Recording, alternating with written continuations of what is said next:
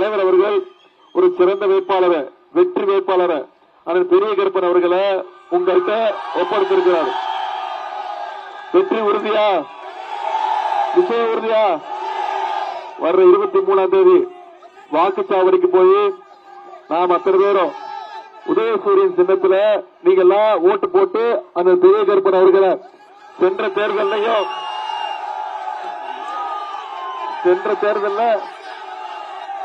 37,000 வாக்கு வித்தியாசத்துல அண்ணனை ஜெயிக்க வச்சு அமிச்சிங்க.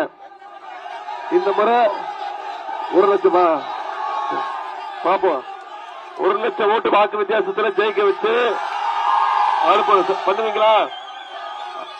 அண்ணன் பெரிய கருப்பன் அவர்களே, நான் உங்ககிட்ட அறிமுகப்படுத்த தேவையில்லை.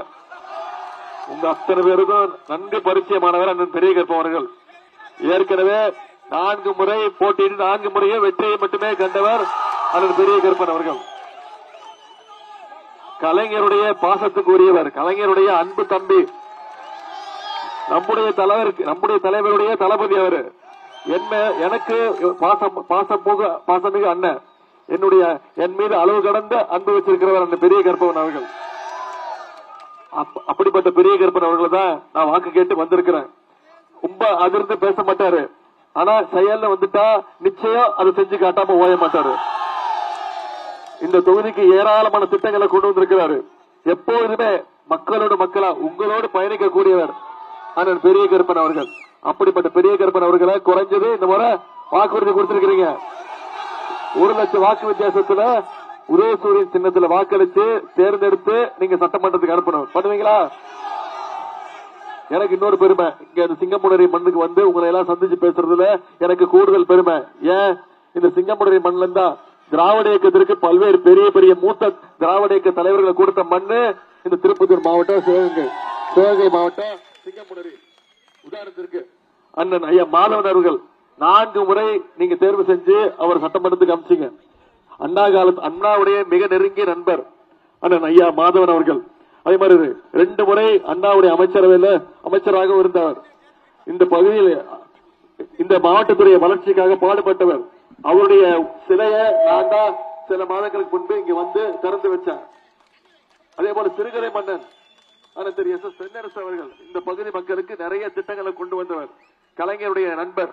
எல்லாரும் அவரை சிறை பறவைன்னு சொல்லுவாங்க. ஏன்னா மக்கள் போராட்டத்தில் அவ்வளவு மக்கள் போராட்டத்தில் கலந்து கொண்டு மக்களுக்காக சிறை சென்றவர் அண்ணன் திரு எஸ் எஸ் தென்னரசு அவர்கள். கிருங்காக்கோட்டையில அணை கட்டியதற்காக அவருக்கு அங்க இருக்கக்கூடிய மக்கள் எல்லாம் சேர்ந்து சிலை வச்சாங்க. அந்த சிலைய சில மாதங்களுக்கு முன்பு புனரமைக்கப்பட்ட சிலைய நான் தான் வந்து திறந்து வச்சேன். அதே மாதிரி முன்னாள் மாவட்ட செயலாளர், முன்னாள் அமைச்சர் அண்ணன் தாக்கி அவர்கள், அவரும் இந்த மாவட்டத்தை சேர்ந்தவர், உங்களுக்காக உழைத்தவர். மக்கள் பிரதிநிதியாக அமைச்சராக இந்த பகுதிக்கு பல்வேறு திட்டங்களை கொண்டு வந்தவர் அண்ணன் தாக்கி அவர்கள். அதே போல பெரிய அழகு அவர்கள் ஒன்றுபட்ட ராமநாதபுரம் மாவட்டத்துடைய பொறுப்பாளராக கழகப்பணி ஒன்றிய பெருந்தலைவராக மக்கள் பணி ஆற்றியவர் அண்ணன் பெரிய அழகு அவர்கள். அதே போல முன்னாள் ஐயா எம்எல்ஏ, முன்னாள் சட்டமன்ற உறுப்பினர் மறைந்த ராமசிவராமன் அவர்கள் வளர்த்த அந்த பகுதி இந்த சிங்கமுனரி திருப்பத்தூர் பகுதி. இன்னைக்கு நான் உங்களை எல்லாம் சந்திச்சு தைரியமா சென்ற 2021 இருந்து நீங்க வாக்களிச்சு அண்ணன் அவர்களை வாக்களிச்சு அமிச்சிங்க. என்னென்ன பணிகளை இந்த பகுதிக்கு செஞ்சு கொடுத்திருக்கிறார், என்னென்ன திட்டங்களை கொண்டு வந்திருக்கிறார். திருப்பத்தூர் மேலூர் வரைக்கும் 4 வழிச்சாலை பணிகள் இன்னைக்கு 1000 கோடி ரூபாய் மதிப்பீட்டில் அந்த பணிகள் நடைபெற்றிருக்கிறது. சுமார் 120 கோடி ரூபாய் மதிப்புல பூலாங்குறிச்சி அரசு மருத்துவமனைக்கு இன்னைக்கு கூடுதல் கட்டடம் கட்டி கொடுத்திருக்கிறார். 22 கோடி ரூபாய் மதிப்பீட்டில் திருப்பத்தூர் பேரூராட்சியில் உள்ள வீடுகளுக்கு இன்னைக்கு சீரான குடிநீர் வழங்கப்படுதுன்னா அது அண்ணனுடைய முயற்சியில் நடந்திருக்கு. திருப்பத்தூர்ல புதிய காவலர் குடியிருப்புகள் கட்டப்பட்டிருக்கு. பள்ளத்தூர் பகுதியில 7 கோடி ரூபாய் மதிப்புல காவலர் குடியிருப்பு பணிகள் அண்ணன் அவர்கள் முயற்சியில வந்திருக்கு. சிங்கமுனரியில 5 கோடி ரூபாய் மதிப்பீட்டுல 3000 மெட்ரிக் டன் கொள்ளளவு கொண்ட தானிய கிடங்கு அண்ணனுடைய முயற்சியில வந்திருக்கு. அதே மாதிரி 16 கோடி ரூபாய் மதிப்பீட்டுல வட்டாட்சியர் மற்றும் வருவாய் அலுவலகங்கள், ஆய்வாளர் அலுவலகங்கள், சிங்கமுனரி மற்றும் பொழுதுபட்டு அரசு மேல்நிலைப் பள்ளிக்கு இன்னைக்கு கூடுதல் வகுப்பறைகள் கட்டப்பட்டிருக்கு. இதையெல்லாம் செஞ்சு கொடுத்திருக்கிறோம். இன்னும் பல்வேறு திட்டங்களை இந்த பகுதிக்கு கொண்டு வரணும். அதே மாதிரி வரும்பொழுதே பெரிய கருப்பன் அவர்கள் இந்த இடத்துல ஒரு கோரிக்கை வச்சாங்க. சில கோரிக்கைகளை நாம ஆட்சிக்கு வந்ததோ இந்த பகுதிக்கு செஞ்சு கொடுக்கணும் அப்படின்ற கோரிக்கை. என்ன கோரிக்கைன்னா, செவரக்கோட்டை காலாப்பூர் ஊராட்சியில ஆதி திராவிடர் மக்களுக்கு ஒரு நல்ல சமுதாய நலக்கூடம் தேவை. கரையூர், புது வளவு, மணக்குடி, நாராயணமங்கலம் ஆகிய கிராமங்களுக்கு மயானத்திற்கு செல்றதுக்கு பாதை அமைத்து தர வேண்டும். கோட்டையூர்ல ஆரம்ப சுகாதார நிலையம் அமைக்க வேண்டும். நெற்குப்பை உள்ள ஆரம்ப சுகாதார நிலையத்தை தரம் உயர்த்த வேண்டும். நெற்குப்பையில நியாய விலைக்கடை, ரேஷன் கடை அமைத்து தர வேண்டும். எஸ்புதூர் ஒன்றியத்துல ஒரு புதிய கால்நடை மருத்துவமனை தேவை.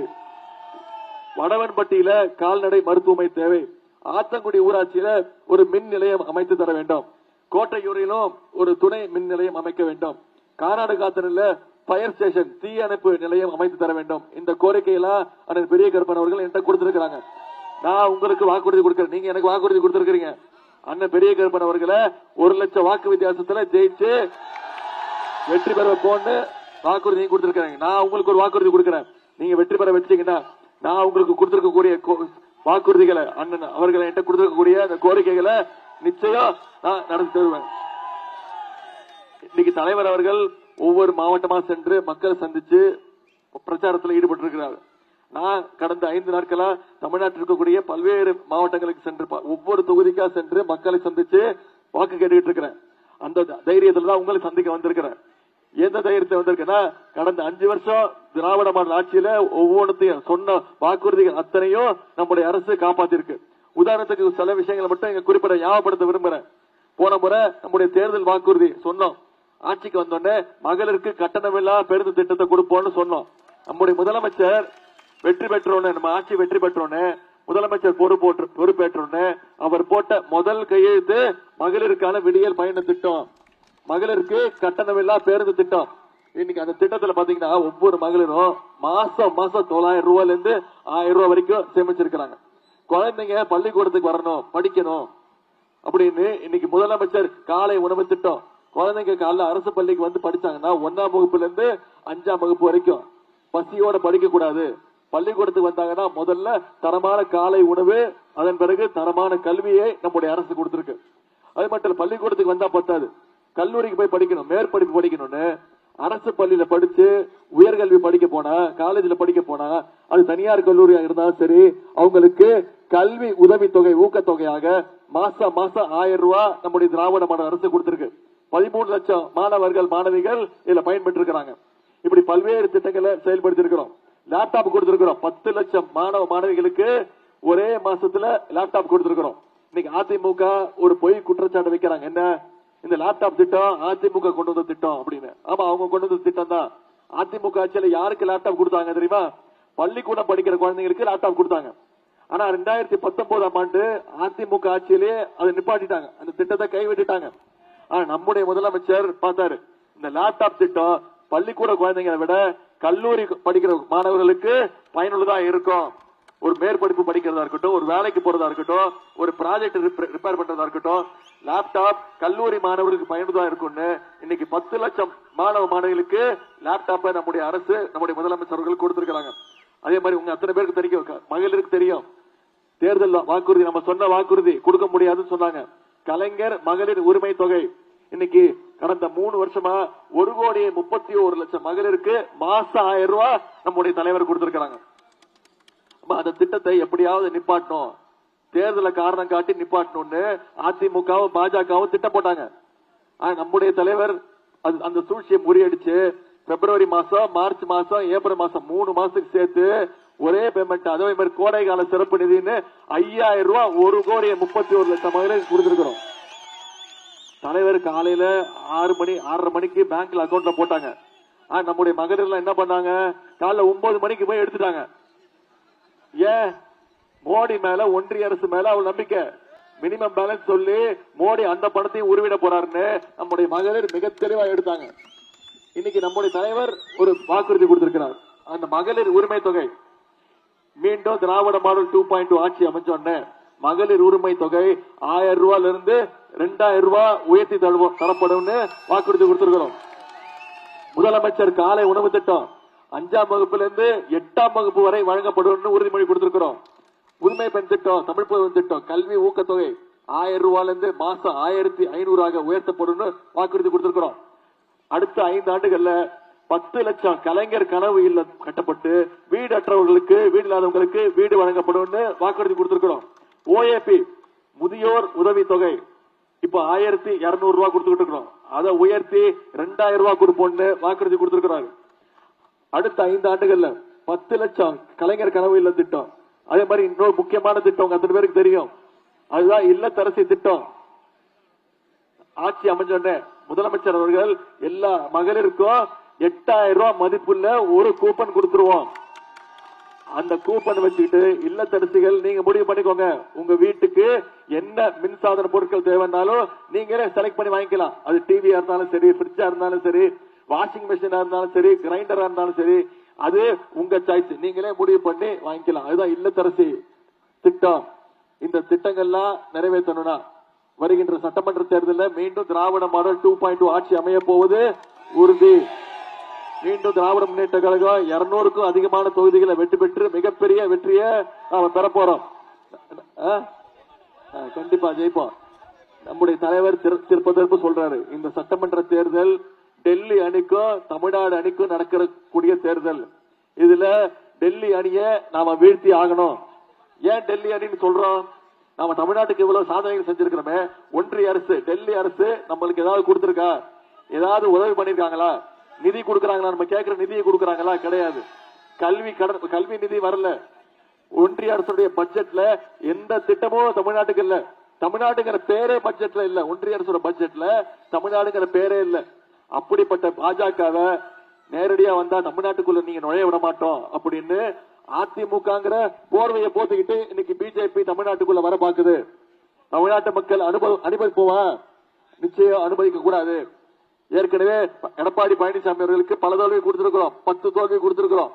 இந்த தேர்தலோட 10 தோல்வி பழனிசாமிய மொத்த தோல்வி பழனிசாமி ஆக்கி வீட்டுக்கு அனுப்ப வேண்டிய நேரம் இந்த சட்டமன்ற தேர்தல். நிச்சயம் செஞ்சு காட்டுவோமா? நாம மொரட்டு பக்தர்கள் பார்த்திருக்கோம். ஃபுட்பால் ஸ்டேடியமா வேலை நடந்துட்டு இருக்குல்ல, மொரட்டு பக்தர்கள் பார்த்திருக்கீங்க, மொரட்டு தொண்டர்கள் கேள்விப்பட்டிருக்கீங்க. எங்கேயாவது பார்த்திருக்கீங்களா மொரட்டு அடிமைய? இன்னைக்கு இந்தியாவிலேயே நம்பர் 1 மொரட்டு அடிமை யாரு? மோடியுடைய அடிமை திரு எடப்பாடி பழனிசாமி அவர்கள் தான். ஜாடிக்கு ஏத்த மூடின்னு சொல்லுவாங்க. அது மாதிரி இன்னைக்கு மோடிக்கு ஏத்த ஒரு எடப்பாடி பழனிசாமி தான் இங்க எதிர்கட்சி தலைவரா அமைஞ்சிருக்கிறார். அவங்க 2 பேரையும் மீண்டும் இந்த தேர்தலில் தமிழ்நாட்டில் பாசிச கூட்டத்திற்கு, சங்கை கூட்டத்திற்கு இடம் இல்லைன்னு அனுப்ப வேண்டிய தேர்தல் வர சட்டமன்ற தேர்தல். இன்னைக்கு தேதி இன்னைக்கு நாலு வர தேர்தல் 23ஆம் தேதி. நம்ம கிட்ட இன்னும் 19 நாள் இருக்கு. உதயநிதி வந்தாரு, பேசினாரு, கூடி கலைஞ்சு போயிட்டு கூடாது. அடுத்த 19 நாட்கள் பிரச்சாரத்துல நீங்க அத்தனை பேரும் சேர்ந்து பிரச்சாரம் பண்ணணும். பண்ணுவீங்களா? ஒவ்வொரு தெருவா போங்க, ஒவ்வொரு வீடா போங்க, ஒவ்வொரு வாக்காளரையும் சந்திங்க. கோட்டையூர்ல அண்ணன் பெரிய கருப்பனுடைய கோரிக்கை ஏற்று நம்முடைய விளையாட்டுத்துறை சார்பாக ஒரு நவீன ஃபுட்பால் ஸ்டேடியம் கேட்டாரு, உடனே பண்ணி கொடுத்துட்டோம். அந்த வேலைகள் நடந்துகிட்டு இருக்கு. வர்ற 23ஆம் தேதி வரைக்கும் இந்த பிரச்சாரத்தை மக்கள்கிட்ட எடுத்து கொண்டு போய் சேர்த்து ஒவ்வொரு வாக்காளர்ட்டையும் கொண்டு போய் பேசுங்க. ஏன் மீண்டும் திமுக ஆட்சிக்கு வரணும்? ஏன் பிஜேபி தமிழ்நாட்டுக்குள்ள நுழையக்கூடாது? ஏன் திராவிட மாடல் 2.2 ஆட்சி தொடரணுங்கிற பிரச்சாரத்தை நீங்க செய்யணும். செஞ்சீங்கன்னா நிச்சயம் நீங்க சொல்ற மாதிரி 1 லட்சம் வாக்கு வித்தியாசத்துல அண்ணன் பெரிய கருப்பன் அவர்கள் மிகப்பெரிய வெற்றியை பெறுவார். உங்களை எல்லாம் நான் மீண்டும் அன்போடு கேட்கிறேன், பண்போடு கேட்கிறேன், பாசத்தோடு கேட்கிறேன், உரிமையோடு கேட்கிறேன், உங்கள் வீட்டு பிள்ளையாக இருந்து கேட்கிறேன். இன்னும் பெருமையா பூரிப்பா சொல்லணும், தலைவருடைய மகனாக இருந்து கேட்கிறேன், முத்தமிழ் டாக்டர் கலைஞருடைய பேரனாக இருந்து கேட்கிறேன். உதயசூரியன் சின்னத்தில் வாக்களித்து அண்ணன் பெரிய கருப்பன் அவர்களை மிகப்பெரிய வாக்கு வித்தியாசத்தில் சட்டமன்றத்துக்கு அனுப்புங்க. மீண்டும் நம்முடைய தலைவருடைய ஆட்சி அமையப்போது உறுதி. இந்த திருப்பத்தூர் தொகுதிக்கு மீண்டும் என்னென்ன திட்டங்கள் தேவையோ அனைத்தையும் அண்ணன் பெரிய கருப்பன் அவர்கள் உங்களிடத்தில் கொண்டு வந்து சேர்ப்பார். உங்களுடைய அன்புக்கும் வரவேற்புக்கும் நன்றி, நன்றி, நன்றி.